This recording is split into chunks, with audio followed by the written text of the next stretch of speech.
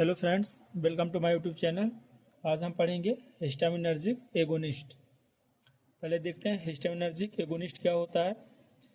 A histaminic agonist is a substance that bind to and activate one or more of the four histaminic receptor H1, H2, H3, H4 या mimicking the effect of the natural histaminic chemical. Histaminergic agonist क्या होता है? जो कि mimic करता है histamine chemical के effect को। इसके बाद हम इसका क्लासिफिकेशन देखते हैं। क्लासिफाई कैसे कर सकते हैं। नॉन सेलेक्टिव एगोनिस्ट होता है, सिलेक्टिव H1 एगोनिस्ट होता है, सिलेक्टिव H2 एगोनिस्ट होता है, सिलेक्टिव H3 एगोनिस्ट होता है। H4 को इतना प्रेफरेंस नहीं दिया गया।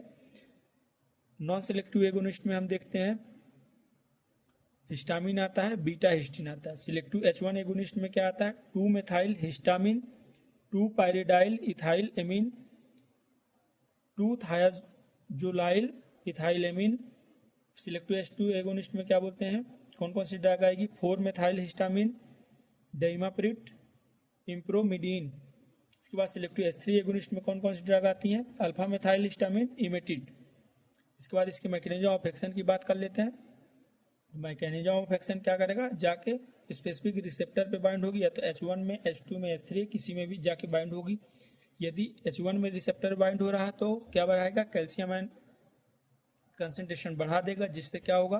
स्मूथ मसल कॉन्ट्रैक्शन हो जाएगा, इंक्रीज कैपिलरी परमेबिलिटी हो जाएगी, वैसोडाइलेशन हो जाएगा, सेंसरी नर्व एंडिंग हो जाएगी, पेन और इचिंग होगी। यदि H2 रिसेप्टर पे बाइंड होता है ड्रग तो क्या होगा? साइक्लिक AMP का सिंथेसिस बढ़ा देगा। साइक्लिक AMP बढ़ेगा तो क्या हो जाएगा? गैस्ट्रिक एसिड का सिक्रेशन बढ़ जाएगा, ब्लड वेसल का वैसोडाइलेशन बढ़ जाएगा, इंक्रीज कैपिलरी परमेबिलिटी, ये भी कैपिलरी की परमेबिलिटी को बढ़ा देगा। इसके बाद हम देखते हैं H3 रिसेप्टर के बारे में। तो यदि H3 रिसेप्टर पर बाइंड हो रहा है तो साइक्लिक AMP को कम कर देगा, जिससे हिस्टामिन रिलीज है वो कम हो जाएगा, सिक्रेशन कम हो जाएगा और वैसोडाइलेशन भी कम हो जाएगा।